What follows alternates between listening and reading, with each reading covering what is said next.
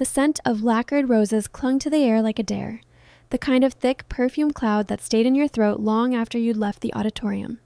I was sitting 3 rows back, hands folded so tightly in my lap my fingers had turned red. My palms were sweating, not from heat, but something colder, like nerves laced with something I didn't yet have a name for. I remember the way the lights bled across the stage, all soft golds and whites, blinding in places. One spotlight moved like a searching eye finally settling on her, my sister. Her cap tassel swayed as she adjusted the mic stand, and then it caught the light. Not the tassel, the necklace. My necklace. The chain sparkled at her throat like it belonged there, like it had always belonged to her. My stomach flipped the moment I recognized it. Thin silver links, delicate clasp, and the little heart-shaped charm engraved with a name so small most people had to squint to read it. But not today. The university photographer had zoomed in just as she began her speech. It projected onto the massive screen hanging behind her. Live feed, high def, no room for shadows. 3 letters, etched in cursive gold, flickering in giant scale behind her head. People started murmuring. Not loud, but just enough that it sliced through the applause still echoing off the auditorium walls. I didn't move. I didn't blink. I just stared. My throat had gone dry. My tongue sat heavy behind my teeth. And she kept talking, oblivious. Or maybe not. That was the worst part. Maybe she knew exactly what she was doing. My name is Adrienne. I'm 29 years old. And this is how she stole my name, my memory, and my story. But I took it back. Before we continue, please subscribe to the channel and let us know where you're listening from in the comments. My mother gave me that necklace on the day I graduated high school. The gym smelled like Gatorade, popcorn, and floor wax, the kind of smell that never quite leaves small-town schools. The folding chairs creaked whenever someone shifted. The sound system crackled. But when she slipped the necklace around my neck, the noise faded. I only remember her hands, cool, steady, smelling faintly of mint toothpaste and latex gloves from the dental clinic. She'd saved for months, worked double shifts. I didn't know until later that she'd skipped her own birthday dinner because of it. She clasped the chain gently, brushed a stray hair from my shoulder, and said, "For every step you take forward, take 1 second to remember where you came from." It wasn't just jewelry, it was memory made tangible. And now, years later, there it was, around my sister's neck, glittering under stage lights like an ornament she'd earned. After Mom died, everything in our house became a quiet competition. Who got what? Who she loved more? My sister, Madeline, had always been good at making grief look graceful. She cried just enough, posted the right quotes online, stood beside the coffin in a pale blue dress that made her look fragile, photogenic, tragic. Meanwhile, I handled logistics, mortgages, hospital bills, cleaning out the rooms where oxygen tanks still hissed faintly at night. When the necklace disappeared, I didn't panic, not right away. I thought maybe it had slipped behind the dresser, tangled in old scarves. I tore the room apart piece by piece, dresser drawers emptied onto the floor, the jewelry box overturned, every envelope and shoebox checked twice. Nothing. When I asked around, everyone had a theory. Dad said, maybe it got lost in the move. He was drinking again by then, the edges of his voice always soft and slurred. My aunt offered a sympathetic shrug. Those things happen, honey. But Madeline... She didn't even fake concern. She leaned against the kitchen counter, sipping from her iced latte, and said, "Are you sure you didn't misplace it?" Her voice was sweet, but her eyes gave her away, that tiny glimmer of satisfaction, like she'd been waiting for me to notice. That was 3 years ago, and now here she was, graduating from the University of Kentucky, cap and gown perfectly pressed, hair catching the light like she'd rehearsed the moment in a mirror. The auditorium buzzed with family pride. Old teachers clapped, cousins whispered, cameras flashed, and she wore it, the one thing I'd never stopped looking for. "I'd like to thank the person who taught me how to hold my head high," she said into the mic, "how to keep going even when no one's cheering for you." The words were polished, practiced, but I felt each one like a knife turned gently between my ribs. My body felt like static. My ears rang. The applause rose again, louder this time. Aunts nodding, cousins smiling, Dad wiping at his eyes with the back of his knuckle, proud as ever. But one person wasn't clapping. The AV technician. He sat near the projector booth, fingers out on the zoom toggle, his head tilted slightly as he focused on the necklace. I saw his brows knit. Then, a subtle motion. He adjusted the focus. The live feed flickered. The screen behind her sharpened. The pendant filled the screen. Engraved. Adrian. The crowd's energy shifted so subtly you could almost miss it. Conversations broke into half sentences. Whispers darted like small birds between rows. She didn't notice at first, still reading, still smiling that humble, wholesome smile. But someone in the front row pointed. A murmur rippled backward, row by row. I felt it wash over me, a mix of vindication and nausea, like justice had arrived too soon, too publicly. I stood up, not to storm out, not to interrupt, just to breathe.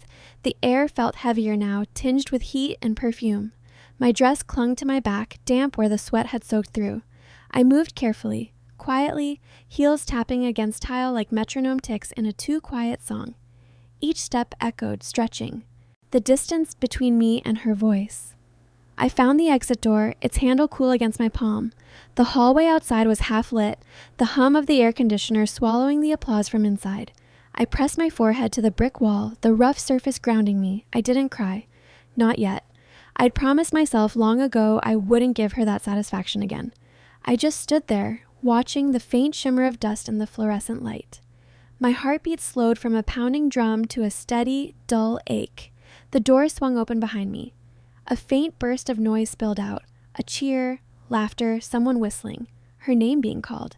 "Madeline! Over here! Smile for the camera!" Then the door clicked shut again. Silence. I closed my eyes. Images flashed. Mom leaning against the kitchen counter, silver chain glinting in her hands. The way she'd said, "For every step you take forward." The last voicemail she left before the stroke. My sister's face at the funeral, perfectly composed while mine was blotchy and red. The contrast. Always the contrast. She'd always known how to turn things into a performance. I could almost hear her voice echoing from the stage, layered over old memories. "Hold your head high." I took a long breath and whispered to myself, "Okay, okay." Not anger yet, not revenge, just clarity. When I finally pushed off the wall, the air outside felt different. Sharper. Every sound seemed magnified. The scrape of a folding chair, the shuffle of people gathering their belongings, the squeak of a balloon against someone's gown. Through the narrow glass panel in the auditorium door, I could see her hugging people, posing for photos, her laughter bright and rehearsed. The necklace sparkled like it was mocking me. I could have walked away, pretended it didn't matter, let her keep the illusion. But something inside me, something quiet and patient, shifted. This wasn't just about jewelry, it was about ownership, about who gets to control a family's story once the people who built it are gone. She'd taken my mother's words and turned them into a prop. And props, I decided, can be replaced. But truth can't.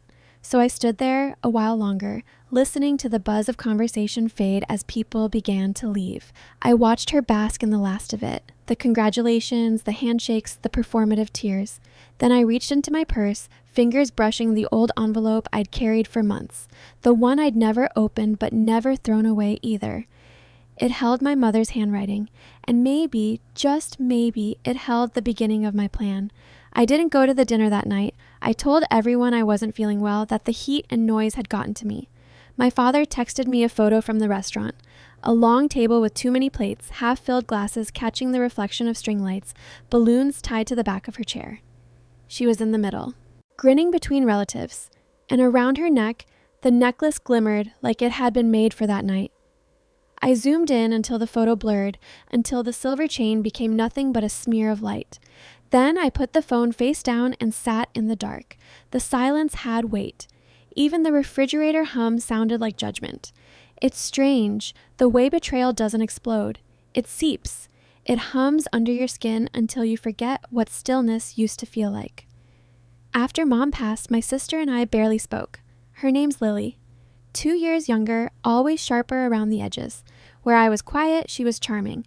Where I studied, she smiled her way through. People adored her laugh. It had that contagious, liquid quality that made you want to forgive her before you even knew what she'd done wrong.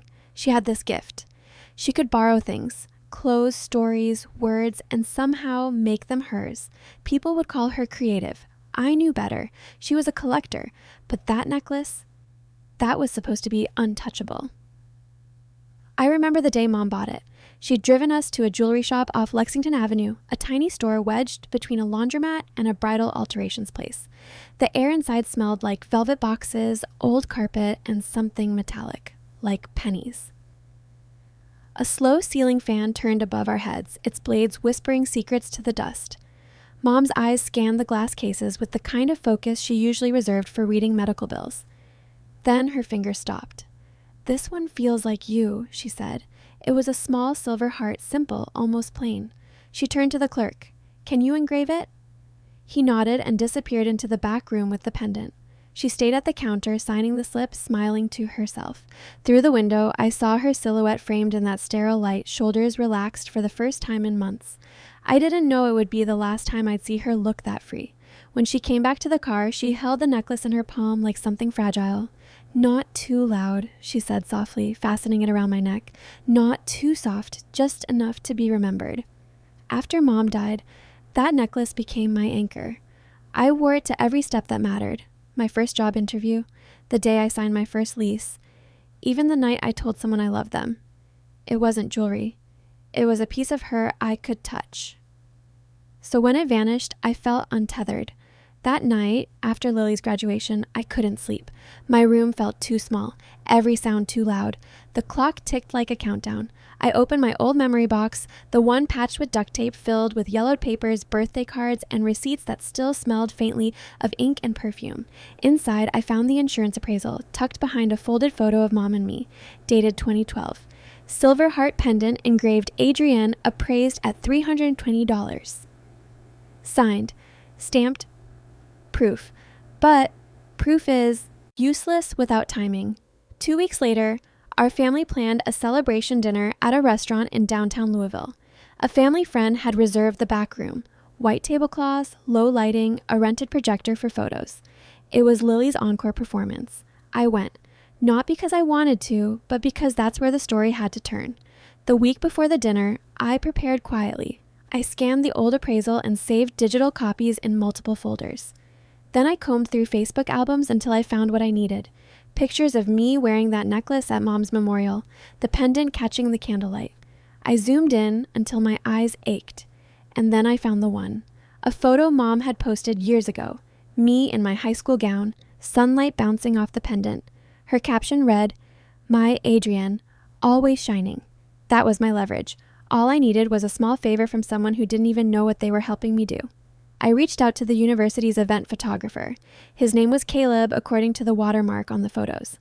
I sent a polite email, said I wanted to order a copy of Lily's graduation video for a family keepsake. He replied within the hour, cheerful, professional.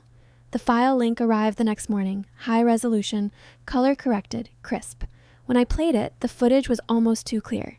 I could hear the crowd's laughter, the squeak of shoes on stage, the microphone feedback. Then the moment, the zoom. The pendant caught the light. My name. It shone like it wanted to be found. I clipped that section, 10 seconds long, just the part where the close-up filled the screen. No faces, no words, just my name in gold. I saved it to a small USB drive, brushed off fingerprints, slipped it into my purse. The night of the dinner, the restaurant smelled like butter and rosemary. Waiters moved like clockwork between tables, carrying plates balanced like choreography. The back room buzzed with laughter before I even stepped inside. Lily was radiant, hair curled perfectly, cheeks flushed from champagne. When she hugged me, I caught the faint scent of gardenia and powder. Her necklace brushed my skin, the same cool metallic whisper that once felt like home. I smiled, said she looked beautiful. She did. That was the thing about Lily. She always knew how to look like the hero of the story. Dad gave his toast first. His voice shook a little, whether from emotion or whiskey, I couldn't tell. "To my girls," he said, glass raised. "You've made me proud in more ways than I can count." Lily leaned into his shoulder, eyes glossy. "Love you, Daddy." The crowd clapped, cameras flashed. I kept my hand under the table, fingers brushing the USB in my purse like a trigger. Then she stood. "Before I start," she said, her tone dripping with practiced sincerity, "I want to show something special." She gestured to the projector screen behind her. The room dimmed.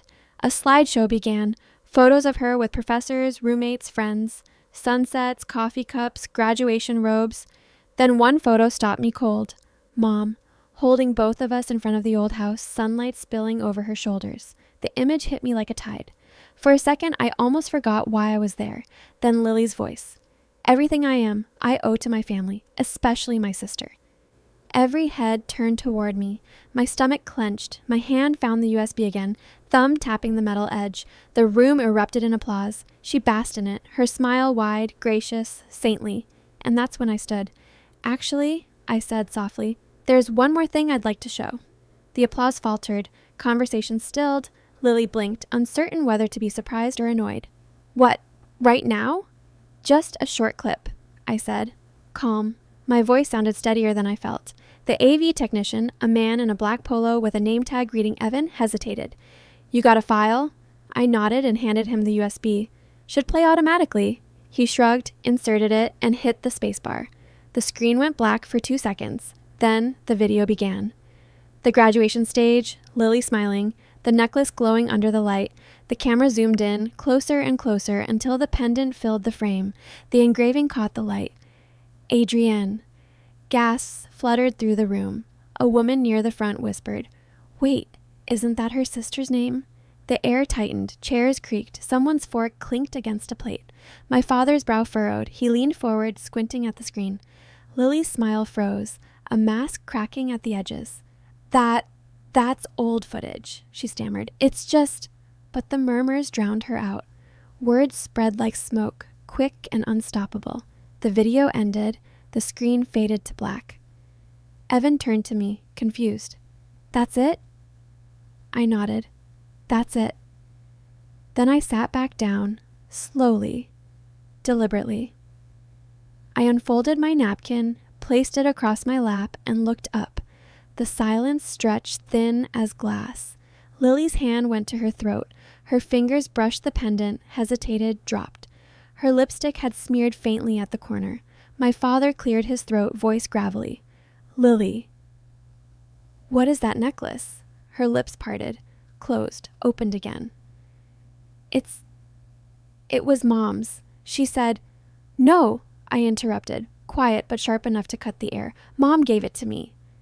Every eye in the room flicked between us. She laughed, too loud, too brittle. You can't honestly think, but her voice trembled.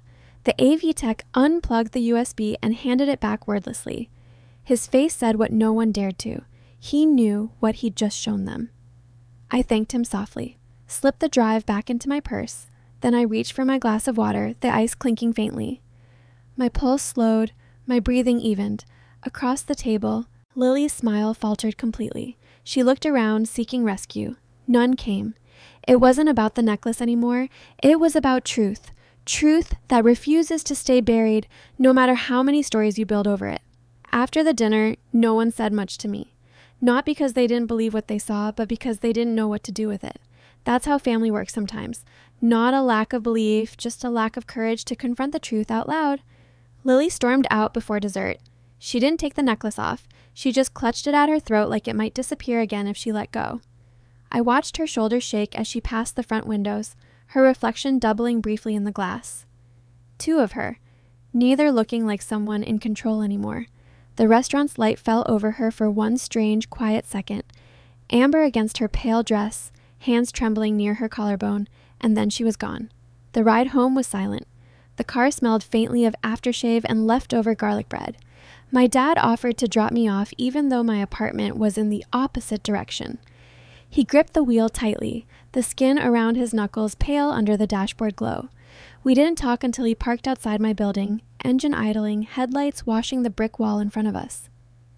She's young, he finally said, voice rough from disuse. I didn't look at him. She's 27. He nodded slowly, eyes still on the windshield. She probably didn't think you'd care. I turned then, the seatbelt strap tightening against my shoulder. You really believe that? He hesitated. The air conditioner whirred softly, throwing cool air that smelled faintly of dust. Then he sighed and put the car in park.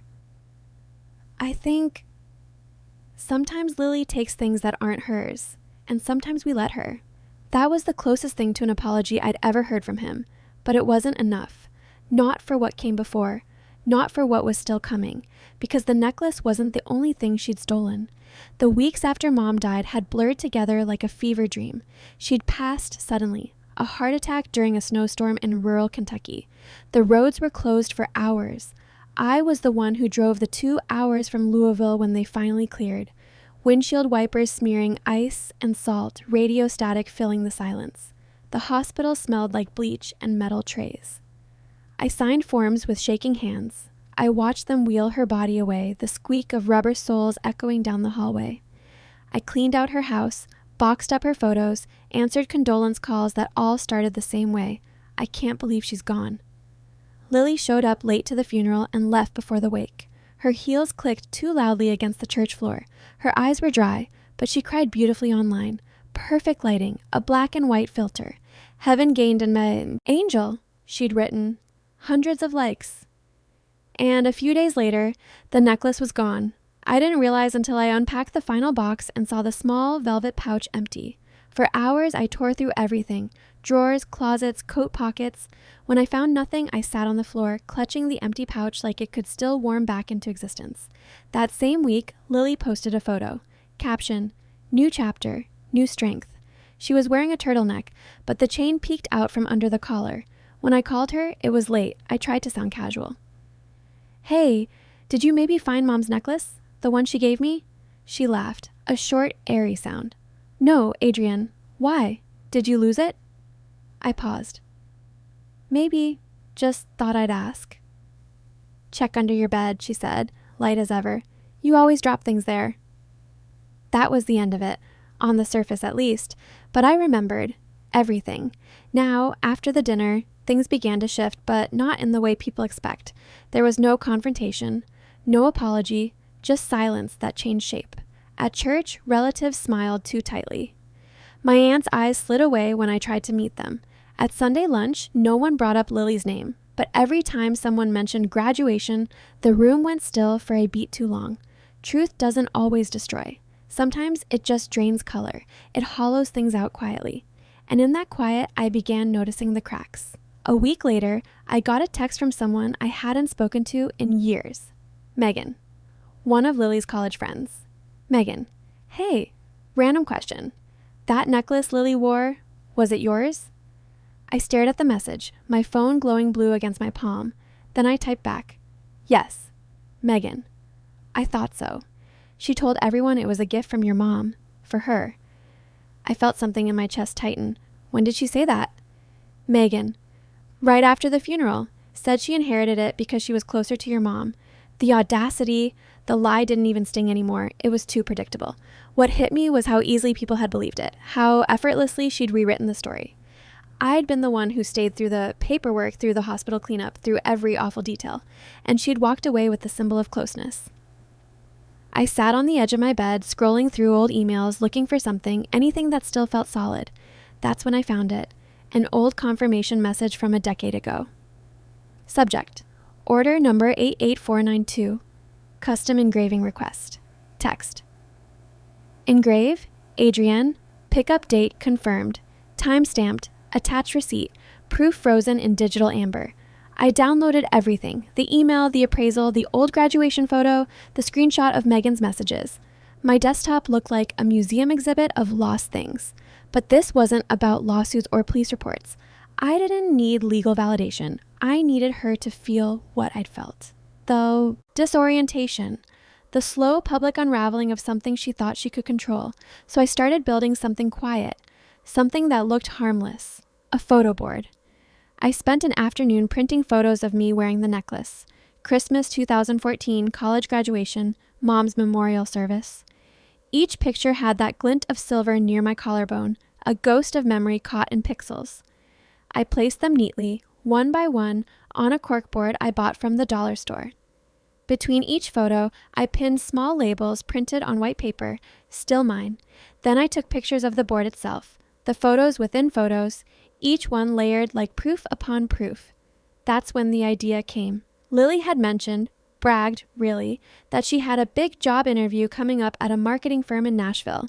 She'd been talking about it for weeks, sharing outfit ideas, mock interview questions.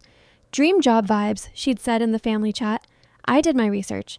The firm had an alumni community portal, a space where former interns and mentors could post photos and messages of encouragement for new applicants. Public, monitored, supposed to inspire confidence. I uploaded the photo board there. No caption beyond the truth, no accusation, just facts and dates. Silver heart pendant, engraved Adrienne, in memory of Mom, 2012. The post went live the next morning. No likes, no comments, but it didn't need any. Visibility was enough. 3 days later, my phone buzzed. Lily's name flashed across the screen for the first time in months. Lily, what the hell did you do? I stared at it for a long time before replying. The anger in her words smelled like fear. An hour later, I typed, "Nothing you didn't already." Message delivered, no reply. But later that evening, another text arrived from Megan. Megan, she didn't get the job. I didn't ask why. I didn't need to. Sometimes truth doesn't have to shout to win. It just has to whisper in the right place. It wasn't about revenge anymore, not in the way people think anyway. Not the kind you pour gasoline on and light just to watch someone burn. No, this was quieter, slower, like water slipping through floorboards until the foundation starts to rot. I wasn't trying to ruin her. I just stopped holding up the part of the story where she got to be the innocent one. After the Nashville fallout, Lily disappeared for a bit. She wasn't gone, not physically. She still came to family dinners, still posted brunch selfies on Instagram with pastel filters and witty captions. But something about her was off. Her eyes were restless, darting too quickly when people talked to her, her laughter landing half a beat too late, like she was trying to remember how normal was supposed to sound. And the necklace? It vanished again. At Thanksgiving that year, she showed up wearing a cream turtleneck and a polite smile. No jewelry, no trace of the pendant. The dining room buzzed with clinking silverware and background chatter, but every time someone mentioned graduation, her expression faltered. When Aunt Joan said, "I still remember that beautiful speech you gave, Lily, made me tear up," she interrupted before the compliment could finish. "Oh, that old thing? I barely remember it." The air thinned. Conversations shifted away from her. I sat beside Aunt Joan, carving my turkey slow and quiet, the knife scrape against the porcelain plate the only steady sound in the room. Lily kept her eyes on her plate. Every now and then, she glanced at me, quick and cautious, like I might suddenly say something that would tilt the balance again. But I didn't. Silence did the work for me. After dinner, I helped Dad in the kitchen. The sink filled with warm, soapy water, steam rising between us. He rinsed the dishes, humming faintly under his breath, a habit he picked up after Mom died, though he was never quite in tune. He broke the quiet first. "I found it, you know." I froze, the dish towel twisting in my hands. He didn't need to say what it was. I already knew. "In her old jewelry box," he continued, voice low, almost embarrassed. "Back of her closet. I wasn't snooping. I was just looking for my cufflinks." He turned off the faucet. Water dripped rhythmically, 3 beats before silence. I nodded. "What did you do with it?" He looked down, drying his hands slowly. "Put it back where it belongs," he said. Then softer, almost to himself. "Your mom would have wanted that."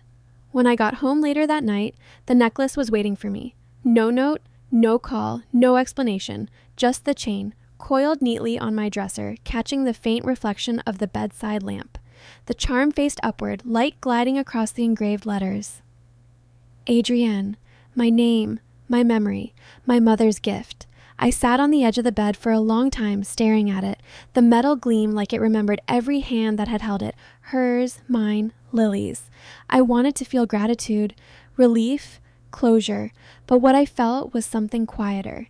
It took me days to put it back on. For a while, I kept it in a small glass dish beside my bed, letting it catch sunlight during the day. Every night before sleep, I'd run my fingers over the engraving, tracing the curves of each letter until I could feel them in my bones. I was afraid it wouldn't feel the same anymore, that it would carry her fingerprints, her breath, her lies. But it didn't. It felt like coming home to my own skin. Time passed. January folded into February, then March. The world resumed its rhythm. I started sleeping through the night again. The necklace hung against my collarbone most days, warm from my skin, humming like a heartbeat I could finally recognize as mine. And then came the alumni gala. Lily's University was hosting a spring banquet, an annual celebration for top graduates who had gone on to distinguish themselves in their fields. There'd be networking tables, speeches, champagne, a string quartet. I wouldn't have even known about it if Megan hadn't texted me. Megan. Guess who's giving the opening speech? Lily. Of course. I opened the event flyer attached to her message. Gold lettering, elegant serif fonts. Lily's name bold near the top. And one detail stood out. A note that the university would be projecting highlights from memorable graduations during dinner, including hers. That clip. The one where my name glowed like a ghost behind her smile. I felt something cold settle beneath my ribs, not anger, not excitement, just inevitability. Megan confirmed it later that day.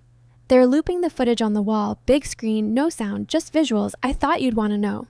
She was right. I didn't need to attend. I didn't need to stand in the same room again. I just needed the story, the real one, to follow the image that had once rewritten me. So I drafted an email to the university's AV department. Hi there, I wrote. I'm Adrienne, the person whose name is engraved on the necklace shown in the class of 22 graduation footage. Just wanted to share a bit of background in case it's helpful for context during the alumni showcase. I attached the usual files, the appraisal, the photo from my own graduation, and a scan of Mom's old birthday card. The one with the looping handwriting that said, "To Adrienne, my star, keep shining. No threats, no accusations, just truth." I hovered over the send button for a long time, watching the cursor blink like a tiny pulse. Then I clicked it. 3 days later, Megan texted again. Megan, your name's trending in the room. I stared at the message, didn't reply. 2 minutes later, the slideshow played. Then your pictures came up right after. Everyone connected the dots. You could hear a pin drop, another ping.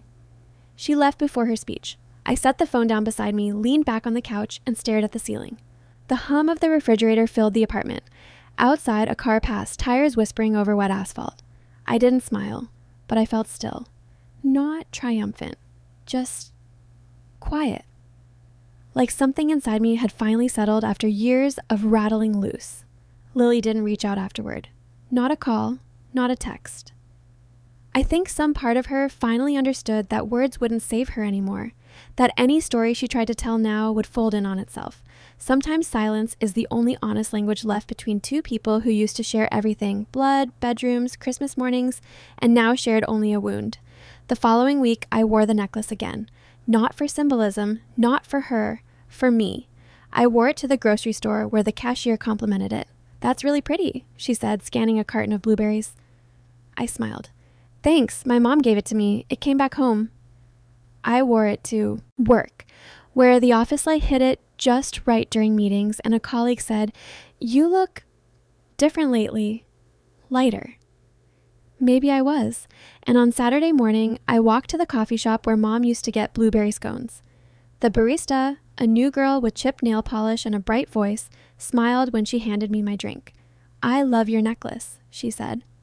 I reached up, fingers brushing the charm, feeling its familiar warmth. "Yeah," I murmured. "So do I." It didn't sparkle like it once did. The silver had dulled slightly with age, the engraving softened by time. But maybe that was the point. It didn't have to shine to be real again. Summer came early that year, the kind of Kentucky heat that makes the air shimmer over asphalt and the cicadas sound like static in the trees. The days felt swollen, thick with humidity. Even the shadows seemed heavy. One afternoon, I drove past the old high school, windows rolled down, the wind whipping the smell of cut grass and diesel into the car. The necklace rested cool against my collarbone, the chain occasionally brushing against my skin when I turned the steering wheel. Graduation season again. Rows of folding chairs lined the football field, each one glinting dull silver under the sun. The same bleachers where we used to sit, our legs sticking to the metal in summer heat. I slowed down when I saw the banners, royal blue, white lettering, snapping in the breeze. "Congratulations, class of 2025. Kids in caps and gowns laughed under the bleachers, tossing bottled water and joking with the kind of carefree rhythm that only belongs to people who haven't yet learned what kind of weight memories can carry. I should have felt something tender. Nostalgia, maybe. But all I felt was distance, like I was watching someone else's life from the outside of a window. That school had been the setting for so many beginnings. My graduation, my mother's gift, the day she clasped the necklace around my neck and whispered something that was supposed to anchor me. But now, driving past, the whole place felt smaller, like time had pressed it down into something fragile. The air rippled in the heat. My reflection in the rearview mirror shimmered like a mirage. A week later, an envelope arrived. No return address, just my name written across the front in handwriting I knew too well. Rounded letters, the tail of the Y curling twice like hesitation. I stood by the mailbox for a moment, thumb resting on the flap, pulse thudding softly in my ears. Inside was a folded note and a thin silver chain. The chain was cheap. Wrong weight, wrong shine. It caught the light in that fake way that costume jewelry does, almost desperate to convince you it's worth something. The note read, "You win. Hope it feels good." I read it twice, once like evidence, once like eulogy. Then I put it back in the envelope and set it on my kitchen counter. The paper curled slightly at the edges from the damp air. Winning wasn't what this was. It was reclamation. I'd spent years pretending that peace meant silence, that keeping quiet was the only way to keep a family from breaking apart. But silence doesn't keep things whole. It just hides the cracks long enough for the roof to cave in. That night, I poured a glass of water, turned off every light except the one over the stove, and sat at the table. The hum of the refrigerator filled the quiet. The real necklace gleamed faintly where it hung around my neck. My thumb brushed the engraved name. Peace wasn't absence anymore. It was presence. Mine. The next family gathering came on the 4th of July. Dad's backyard was alive with the smell of charcoal and bug spray, the sound of kids shrieking as sprinklers arced over the patchy grass. Someone had strung red, white, and blue lights along the fence, and the cheap bulbs hummed faintly with static. Paper plates, plastic cups, melted ice, and coolers. A radio played country music from somewhere near the porch, the kind that always made Dad sway unconsciously with the beat. Lily showed up late. She wore oversized sunglasses and a sundress that looked carefully effortless. No jewelry. Her wrists were bare, her throat empty. When she hugged Dad, he smiled, but his eyes shifted past her shoulder to find mine. Just a brief glance, a silent acknowledgement, a small nod that said, "I know." She avoided me for most of the day, hovered near the cooler, poured herself drinks she didn't finish, laughed too loudly at other people's stories. Every time I caught her in my periphery, her posture seemed slightly off, her shoulders tense, her smile stretched too thin. The sun began to sink behind the neighbors' trees, throwing streaks of gold across the yard. People drifted inside for dessert, brownies, pie, someone's failed attempt at homemade ice cream. I stayed on the porch, the boards warm under my feet, watching the sky bleed from orange to lavender. That's when she walked over. Lily stood by the railing, arms crossed loosely, head tilted down. Her sunglasses hung from her fingers now, revealing tired eyes ringed with faint shadows. "You could have just told me you were still mad," she said. Her voice wasn't sharp. It was small. "Would it have mattered?" I asked. She let out a shaky breath, twisting her empty wrist where the necklace used to rest. "I didn't mean for it to go that far." I met her gaze. "You meant for it to shine on you. And it did. For a while." She flinched. Truth has gout edges, and sometimes it cuts more cleanly than cruelty. Her lip trembled. "You ruined me." I shook my head slowly. "No, Lily. You just stopped hiding." The air between us stretched, taut and fragile. She didn't argue. Didn't cry. She just swallowed hard, turned, and walked away, back toward the sound of laughter inside, the illusion of normal. Her shadow stretched long behind her across the porch boards before. The light finally faded. I didn't follow. I didn't need to. I'd already reclaimed what was mine. Some debts don't get paid in apologies. Some wounds don't need closure. They just need truth to breathe for a while. Later, fireworks cracked open the sky. Everyone clapped and cheered, their faces flickering red and blue in the bursts of light. The kids screamed with delight. The air smelled like sulfur and cut grass and the faint sweetness of someone's cologne. I stood alone on the porch, one hand resting lightly over the necklace. Each explosion reflected in the silver, momentary blooms of color flaring across the engraved letters. I thought about all the years I'd spent being quiet. The dependable one, the shadow beside her spotlight, the one who didn't make noise because she thought grace was the same as restraint. But silence had saved me. It gave me precision. Patience. The ability to wait until the light hit the right angle, until her story could no longer hold under its own weight. I didn't scream. I didn't fight. I didn't need to. Truth had its own kind of gravity, because some betrayals don't leave bruises, they leave echoes. Memory. Mom used to say, light always finds its way back to what's real, and maybe she was right. A sparkler flared in someone's hand across the yard is reflection catching the pendant at my throat. The engraving gleamed faintly, my name, my mother's script rendered in silver, and for a heartbeat it looked almost alive. It didn't shine for revenge, it shone for return. For the first time in years, I felt whole. Not vindicated, not avenged, just complete. She stole my story. I rewrote the ending. If you were in my shoes, what would you have done? Let me know in the comments, and don't forget to subscribe for more stories like this.